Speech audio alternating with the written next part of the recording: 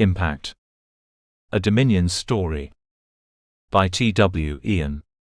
This is a multi-voice AI-generated audiobook. A quick note.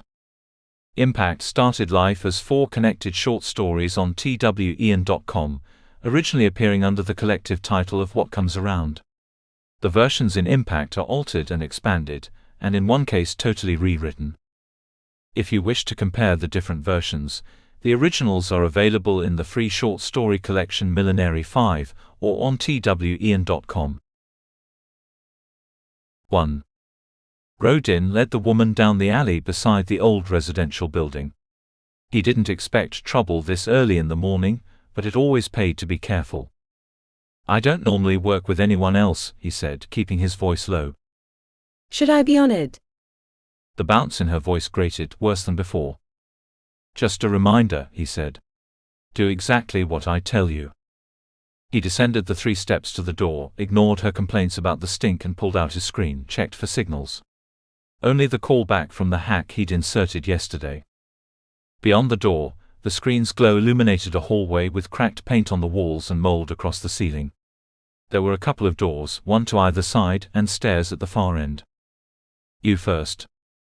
The woman squeezed past, hand brushing his thigh. She smiled, all white teeth and red lips. "This is exciting," she said. Rodin closed the door, eased past her and walked to the stairs. "This is work." "What happens when we get to him?" Her breath was warm on the back of his neck. "You do what I say." "Be good to have some idea. We're a team, right?"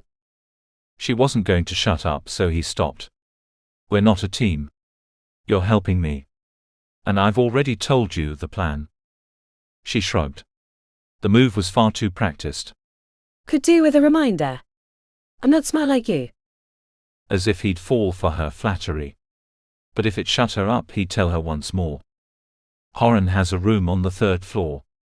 We go up, I open the door. I find him, restrain him, and then we have that chat the boss wanted." "You mean my father?" "My boss. We talk, and then I do what I'm being paid for." She leaned in close, her eyes wide. "You kill him?"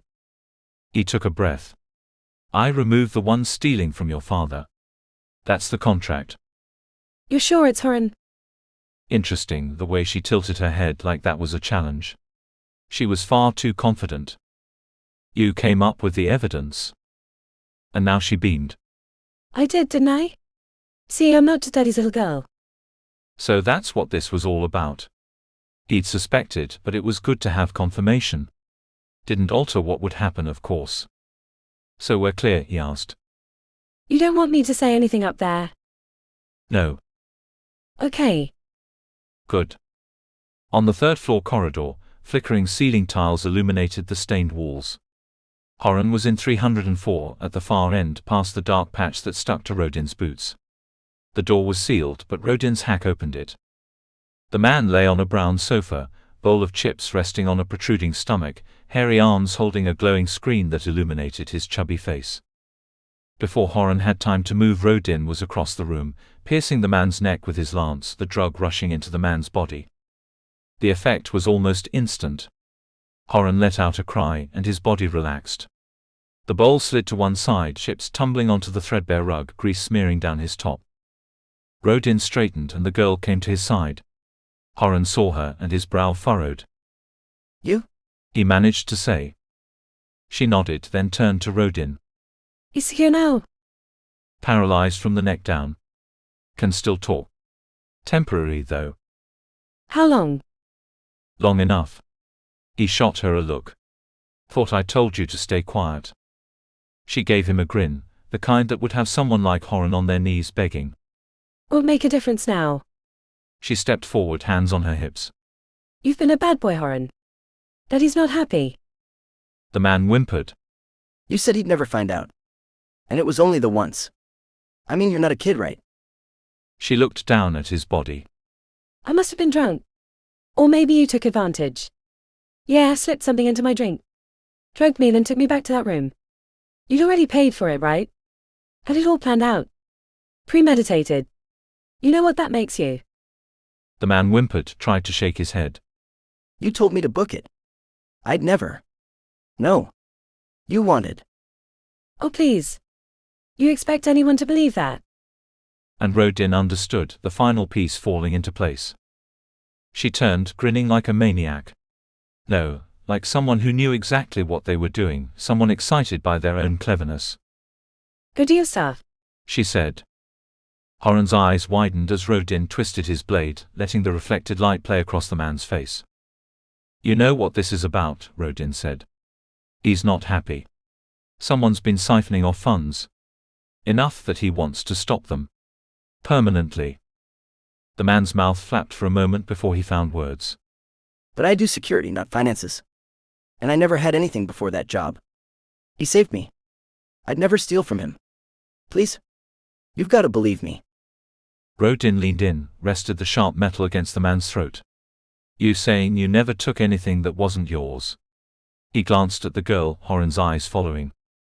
She led me on. Come on, man. He pays me well. I don't need any more. You've got to believe. Rodin placed his hand over Horan's mouth, all warm breath and sharp stubble. Just doing my job. He turned to the girl. You want to come closer? She leaned in, resting one hand on Horan's chest. Make it slow. I want to enjoy this. Rodin shook his head. Not my way. Her head whipped round. He needs to suffer. He already is. Suffering for letting some daddy's girl take advantage of him. And now she stiffened. What? She glared at him, her body further from Horan now, turned slightly toward Rodin, chest thrust out in indignation. You know what a patsy is. Rodin pulled the blade back just a fraction. Whoever's been stealing from your father, they've been doing it for years. Used inside information, knew about all his different accounts, so they had to be close. They started small, amounts he wouldn't even notice. Would have got away with it for far longer if they hadn't got greedy. He had both their attentions now. Rodin shifted his stance, easing his weight onto his back foot. It was only a matter of time before he noticed. And what then? The thief had already used the money, had no way to replace it. They knew he'd hire an assassin, so the only way they could avoid discovery was to let someone else take the fall. Rodin uncoiled, bringing the blade up and across. His aim was true, and the metal slid into the girl's stomach. He twisted it as he wrenched it free, widening the wound. She staggered back, collapsed to the ground. Her chest heaved as she struggled for breath. What are you doing? She managed to say as blood pooled around her hands. He leaned over her. I'm completing your father's contract. I'm removing the one who stole from him. And Rodin silenced her for good.